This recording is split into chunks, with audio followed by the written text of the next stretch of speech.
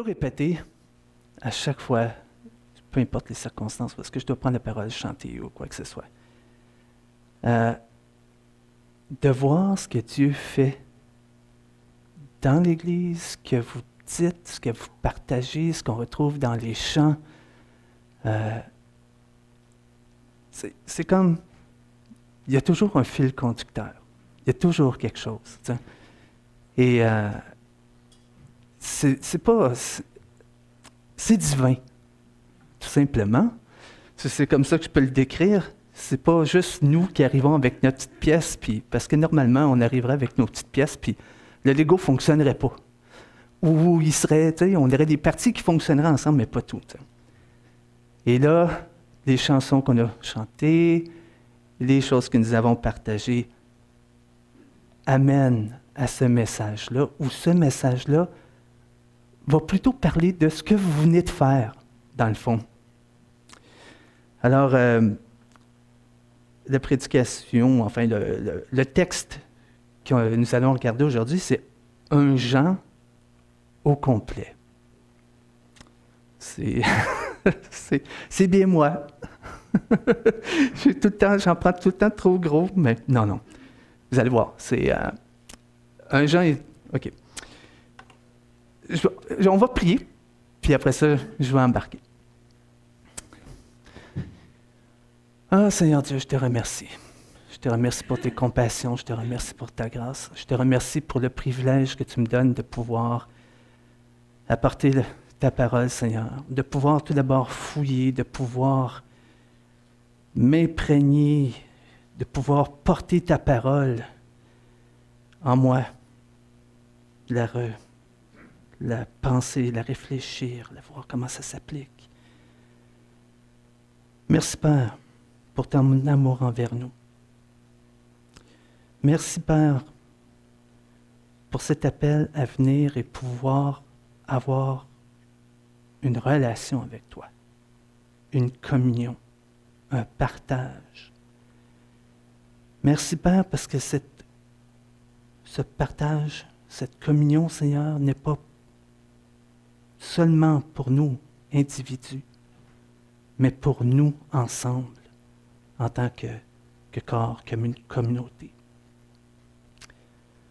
Père, je te prie que tu puisses m'aider à bien transmettre ce que j'ai reçu et que ce soit clair, qu'on puisse y retrouver quelque chose pour nous, notre quotidien. Amen. Donc, oui. En fait, on va commencer avec le passage de 1 Jean 5. Le thème, c'est la communion avec Dieu, ou encore notre communion avec Dieu, avec ceux qui l'aiment. C'est notre vrai trésor. En fait, ça a commencé, j'étais en train de lire l'épître au complet, là je suis tombé sur petits-enfants, vous avez connu Dieu, ensuite de ça, frères ou pères et jeunes enfants. Et j'ai vu une répétition et ça m'a comme, pourquoi qu'il dit ça? Et là, j'ai commencé à lire la lettre au complet, je l'ai relue, et ce qui fait la porte d'entrée au message, c'est 1 Jean 1,5. 1 à 5. Donc, ce qui était dès le commencement, ce que nous avons entendu, ce que nous avons vu de nos yeux, ce que nous avons contemplé et que nos mains ont touché, concernant la parole de vie. Et là, il fait une parenthèse. Et la vie a été manifestée. Nous l'avons vue et nous lui rendons témoignage. Et nous vous annonçons la vie éternelle qui était auprès du Père et qui nous a été manifestée. Je termine. Donc, ce que nous avons vu, et nous vous l'annonçons à vous aussi, afin que vous aussi vous soyez en communion avec nous. Or, notre communion est avec le Père et avec son Fils, Jésus-Christ. Nous vous écrivons ces choses afin que notre joie soit parfaite, ou encore portée à son comble. La nouvelle que nous avons apprise de lui et que nous vous annonçons, c'est que Dieu est lumière et il n'y a point de ténèbres en lui. Donc, un peu le contexte, puis quelques explications. Alors, le contexte est que, encore une fois, une Église a vécu une crise. J'aime les Églises qui vivent des crises, on apprend plein de choses. La dernière fois, c'était Thessaloniciens, l'Église de Thessalonique. Donc, il y a un mouvement, on pourrait dire mystique, où est-ce que la divinité de Jésus n'est pas reconnue. Enfin, attendez, je vais reprendre mes notes.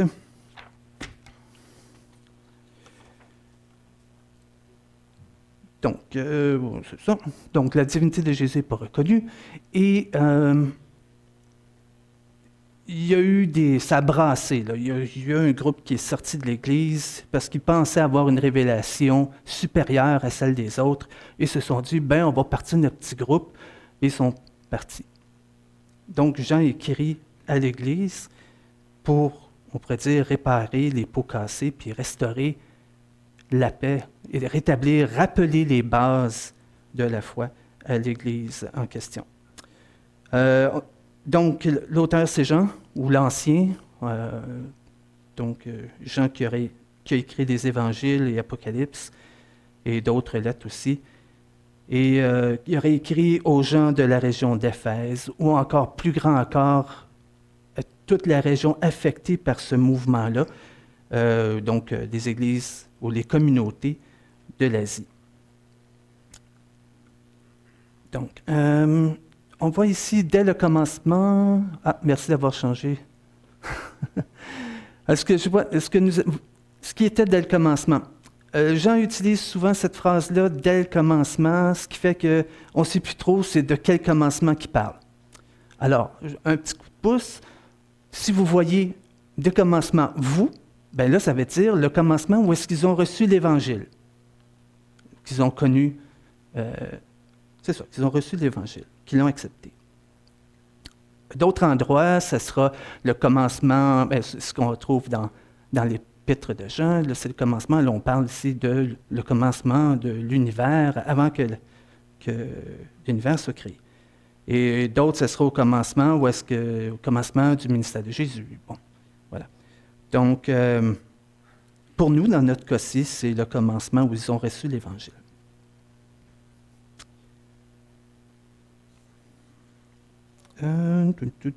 L'accent aussi est mis sur Jésus.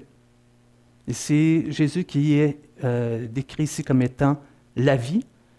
Et donc, concernant parole de vie. Et la vie a été manifestée, nous l'avons vue, nous lui avons rendu témoignage. Ici, il parle de Jésus, qui était auprès du Père et qui a été manifesté.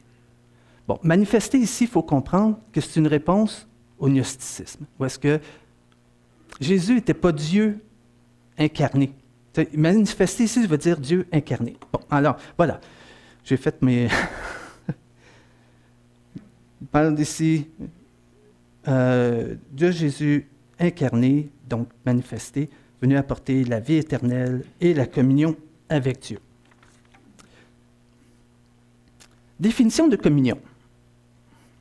Communion et communauté sont des mots qui sont liés, qui viennent du latin communis, c'est bien ça, oui, qui signifie commun ou partagé. La communion est une relation dans laquelle deux parties, et on peut dire plus que deux, ont quelque chose en commun, une association. Le mot grec, c'est koinonia, et c'est utilisé, ce mot-là est utilisé aussi dans le monde des affaires, tout ça.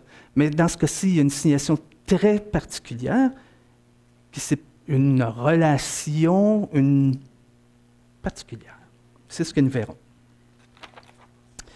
Alors, nous verrons que la communion avec Dieu est une relation où les parties ont quelque chose en commun de partager sous trois mouvements ou facettes qu'on pourrait dire. Donc, vivre dans la lumière ou avoir une foi authentique.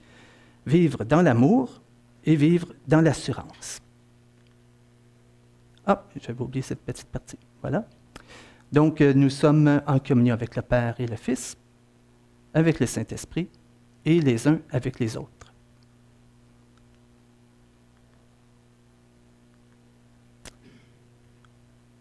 Dieu est lumière, et il n'y a point en lui de ténèbres. C'est ce qu'on trouve dans le verset 1 du chapitre 5.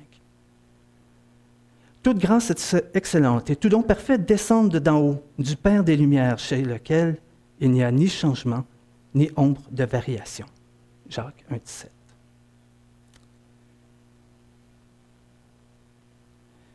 La lumière donne vie. Si on a de la vie sur la terre, en quelque part, c'est qu'il y a de la lumière. Les plantes ont besoin de lumière pour grandir, pour générer de l'oxygène. Et grâce à cet oxygène-là, nous pouvons vivre. Donc, elle donne la vie. Elle permet une marche assurée, parce que nous voyons où nous allons. Elle éclaire l'esprit. Si on le prend au niveau de la pensée, elle éclaire l'esprit, révèle les failles morales et permet la transparence. Donc, il y a différents niveaux où est-ce que la lumière a des effets, autant sur la vie, le physique, que sur les choses que l'on réfléchit. Différents types de lumière, naturellement. Et la lumière morale, qui permet une transparence. Par opposition, les ténèbres masquent, troublent, camouflent, dissimulent et rendent les choses opaques, difficiles à discerner et permettent la manipulation, la crainte et le jugement. Bon, je vous explique tout de suite que Jean, tout le long de son épître, est en opposition. Il présente ce qui est de Dieu, la lumière, et ce qui est des ténèbres. Et ce que j'ai fait, c'est que j'ai fait ressortir ce qui était de Dieu. Et ce qu'on appelle une relecture positive, dans le sens, je prends le négatif, je le transforme. Qu'est-ce que ça voudrait me dire si je le prends à l'inverse? Donc, je ne pêche point. Ça veut dire que je vis une vie juste, exemple. Voilà.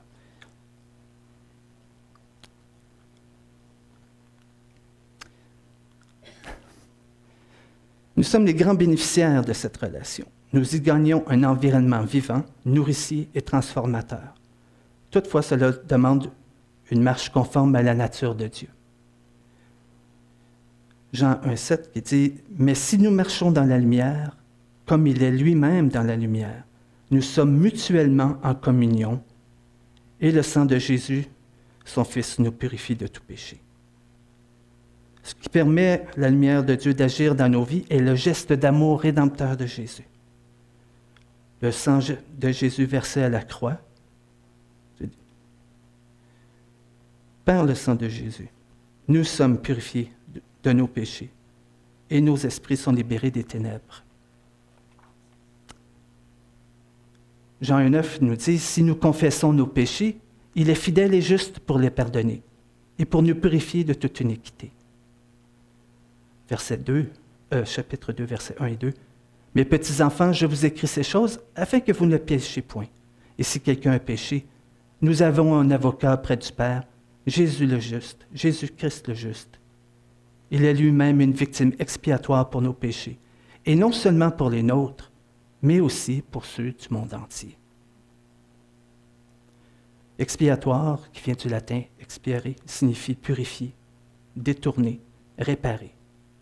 Jésus est donc celui que le Père a offert comme moyen de réparation et de purification. Il est à noter que cette expiation n'est pas seulement pour nous, mais aussi pour ceux du monde entier, pour tous ceux qui veulent accepter ce que le Père et Jésus ont fait pour eux.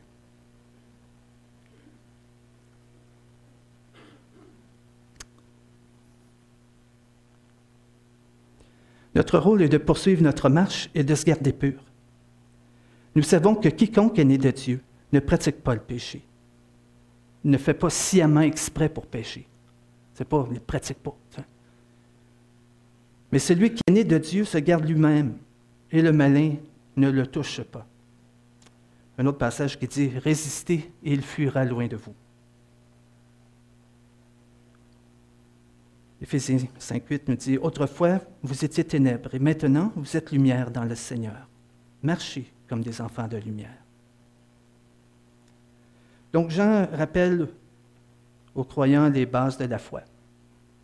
Jésus le Christ est Dieu fait homme. Il est mort sur la croix pour nos péchés. Il est ressuscité. Ce n'est pas mentionné ici, mais plus loin dans le texte, Jésus ne peut pas revenir s'il n'est pas ressuscité. Il nous rappelle que nous sommes appelés à une foi saine, une foi authentique.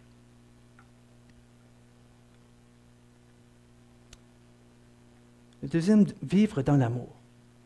Bon, tout comme Dieu est lumière et vie, Dieu est amour, au chapitre 4, 8. Et encore une fois, nous en sommes les bénéficiaires. Mais Dieu prouve son amour envers nous en ce que, lorsque nous étions encore des pécheurs, Christ est mort pour nous. En Romains 5, 8. Celui qui n'aime pas n'a pas connu Dieu, car Dieu est amour. Au chapitre 4, verset 8. Et nous avons connu l'amour de Dieu, que Dieu a pour nous, et nous y avons cru. Dieu est amour, et celui qui demeure dans l'amour demeure en Dieu, et Dieu demeure en lui. Cette demeure ici, c'est justement le sens de la communion. Où est-ce qu'on est? On demeure en Dieu, on habite en Dieu, et lui, il habite en nous. Et on a cette proximité, cet échange avec Dieu.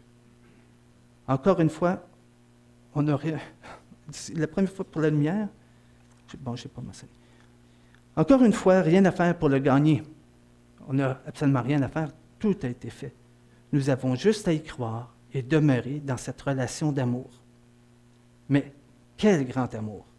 Non seulement il nous a offert son Fils, mais en plus, il a fait de nous ses enfants. Chapitre 3, verset 1. Voyez quel amour le Père nous a témoigné pour que nous soyons appelés enfants de Dieu. Et nous le sommes. Et au chapitre 3, verset 9, son esprit fait sa demeure en nous et nous sommes donc nés de Dieu.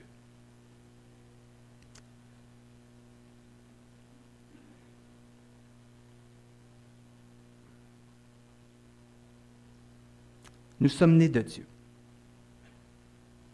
C'est ce que je viens de mentionner. Je suis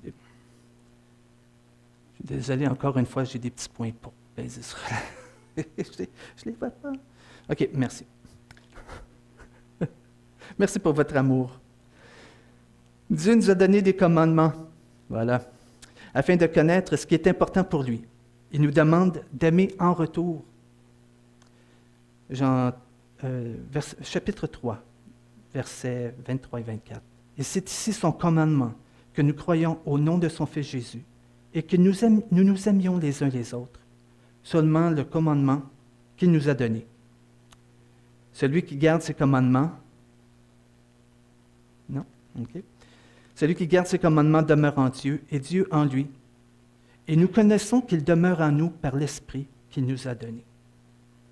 Ça fait écho à Deutéronome 10, qui dit « Maintenant, Israël, que demande de toi l'Éternel ton Dieu, si ce n'est que tu craignes l'Éternel ton Dieu, afin que tu marches dans toutes ses voies, d'aimer et de servir l'Éternel ton Dieu de tout ton cœur et de toute ton âme. » Et Jésus de reprendre en Matthieu 22, « Tu aimeras le Seigneur ton Dieu de tout ton cœur, de toute ton âme, de toute ta pensée. » C'est le premier et le plus grand commandement. Et voici le second qui lui est semblable. Tu aimeras ton prochain comme toi-même.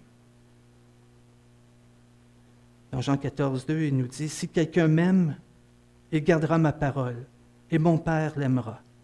Nous viendrons à lui et nous ferons notre demeure chez lui. » Donc, Dieu nous aime en premier. D'ailleurs, oui.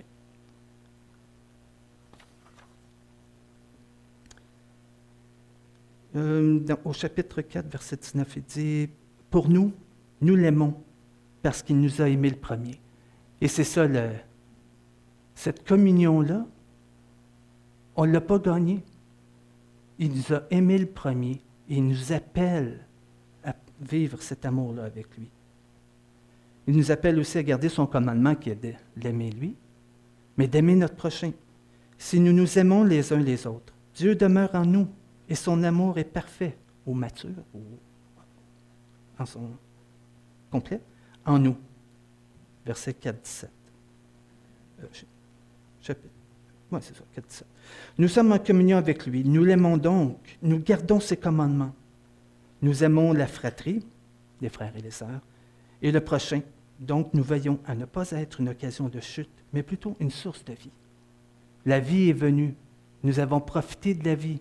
Elle nous vivifie. Et à notre tour, nous sommes porteurs de vie.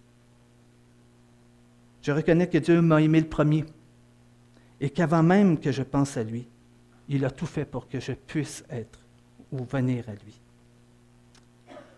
Il a fait de moi son enfant. Je suis son enfant.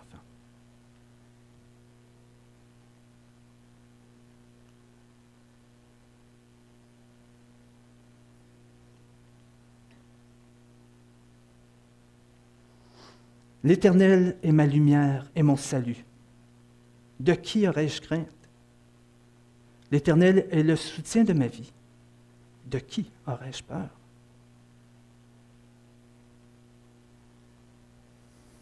Nous avons l'assurance parce que Dieu, l'Esprit Saint, habite en nous. C'est une promesse de Jésus. Depuis, il nous a spécifiquement instruits de ne pas se troubler. Il nous a donné sa paix. Nous connaissons que nous demeurons en lui et qu'il demeure en nous parce qu'il nous a donné son esprit. De dire Jean au verset 4, 13. En Jean 14, 26, « Mais le Consolateur, l'Esprit Saint que le Père enverra en mon nom, vous enseignera toutes choses et vous rappellera tout ce que je vous ai dit. Je vous laisse la paix. Je vous donne ma paix. Je ne vous donne pas comme le monde donne. Que votre cœur ne se trouble point et ne s'alarme point. »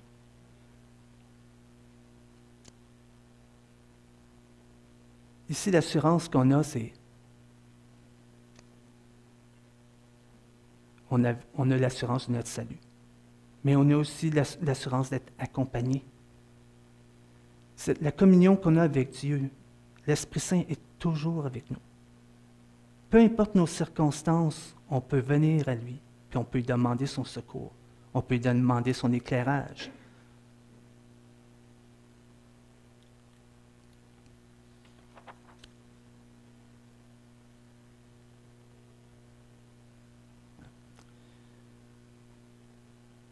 Dans mon désir de plaire à Dieu, je me garde pur, comme Jésus lorsqu'il marchait parmi nous. Bien-aimés, nous sommes maintenant enfants de Dieu. Et ce que nous serons, pardonne-moi, n'a pas encore été manifesté. Mais nous savons que, lorsqu'il paraîtra, nous serons semblables à lui, parce que nous le verrons tel qu'il est. Quiconque a cette espérance en lui se purifie. Quiconque a cette espérance en lui se purifie, comme lui-même est pur. Tel il est, tel nous serons aussi dans ce monde, en cela que l'amour est parfait, en nous ou à son comble, afin que nous ayons de l'assurance au jour du jugement. La crainte n'est pas dans l'amour, mais l'amour parfait. Bannez la crainte, car la crainte suppose un châtiment. Ici, on a l'assurance non seulement de ne pas arriver à un jugement devant Dieu au jour final, on va dire, mais à tous les jours. À tous les jours, le Saint-Esprit peut me rappeler des choses. À tous les jours, je peux marcher dans une voie. Je peux à tout moment choisir les voies de Dieu. À tout moment, à toute tentation, je peux dire non, non merci. Je peux résister. Et ce qui fait que j'ai une marche constante, pure. Et ça, cette marche-là me donne l'assurance que je suis droit devant Dieu. Mon assurance me vient du Saint-Esprit qui me rappelle mon salut en Jésus et qui m'aide dans ma marche de vie purifiée. Mon salut ne dépend pas de mes performances. Je marche dans la communion avec Dieu par amour. Si j'ai un failli, j'ai un avocat qui a déjà réglé tout cela.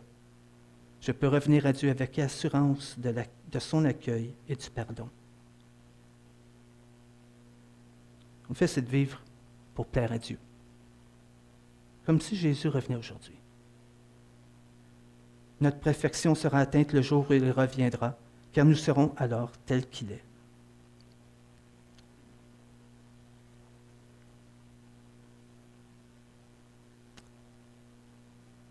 Le vrai chrétien, si je le définis, vit dans la communion avec Dieu, dans la communion avec sa communauté, son prochain, et le prochain sans Dieu. John MacArthur nous a, je vais vous partager son commentaire. Une foi authentique en Jésus produit l'obéissance à ses commandements. Une obéissance qui puise aussi sa source dans l'amour pour Dieu et pour les autres croyants. Lorsque ces trois facteurs, une vue saine, une marche dans la lumière, une foi saine, une foi authentique, l'obéissance au commandement d'amour et l'amour, l'obéissance au commandement de Dieu et l'amour, lorsqu'ils agissent en concert, ils ont pour résultat le bonheur, la sainteté et une réelle assurance. Ils constituent la preuve, l'indice décisif qui permet d'identifier un vrai chrétien. Donc, on peut identifier un chrétien par le bonheur qu'il trouve à travers sa communion avec Dieu et avec la communauté, les frères et les sœurs. La sainteté, parce qu'il marche une vie à tous les moments où est-ce qu'il dit non aux choses qui déplaisent à Dieu, et une réelle assurance, sachant que Dieu nous aime et que nous ne serons pas jugés. Il y a différents... Enfin, bon, j'en dis beaucoup de choses et je vous fais un sommaire de ce qu'il dit. Donc, notre communion. Priceless. Ou comme le dit, c'est Pierre. Je reprends l'expression de Pierre qui dit plus précieuse que l'or périssable. C'est notre trésor. Nous, enfants de Dieu, nous sommes en communion avec le Père et le Fils et le Saint-Esprit, et les uns avec les autres. Nous sommes les grands bénéficiaires de cette relation. La lumière, la vie et l'amour de Dieu sont notre partage. Mais à notre tour, nous pouvons faire bénéficier des avantages que nous avons reçus de notre association avec Dieu. Sur une note personnelle, je dirais que ces derniers temps, j'ai passé beaucoup... cet été, j'ai passé beaucoup de temps dans l'Église, à visiter différents services, on va dire. Et j'ai vu cet amour-là, fraternel, cet amour pour Dieu, le souci l'un de l'autre. J'ai eu aussi des temps avec des gens. Puis lorsqu'on prenait du temps ensemble, on se parlait du Seigneur, puis on exposait nos difficultés, nos luttes, nos victoires, puis nos questionnements. Lorsque nous prions ensemble et que nous sommes touchés intérieurement, que nous ressentons un sentiment de paix intérieure, de sérénité lors de la louange, ou encore lorsque quelqu'un d'entre nous réalise nous, on fait notre possible, puis c'est Dieu qui fait le reste. Lorsque nous acquérons l'assurance de la présence de Dieu en toutes circonstances, peu importe notre performance, que Jésus est notre avocat, que Dieu n'est pas contre nous, mais pour nous. Ça, c'est ce que je vous nomme, c'est toutes des choses qui ont été partagées. En ces moments-là, je vois la communion de Dieu, la communion avec Dieu. Tous et chacun, on a cette communion avec Dieu et là, on les découvre, ces choses-là, à travers notre relation avec Dieu. Puis là, on se partage. Puis ça apporte la joie. Quand Jean disait, pour que ça puisse apporter le comble à notre joie. Mais c'est ça, cette communion de joie-là, on l'a chanté tantôt. L'Esprit agit en nous. Notre Père et notre Seigneur Jésus nous sourit. Et cela fait ma plus grande joie.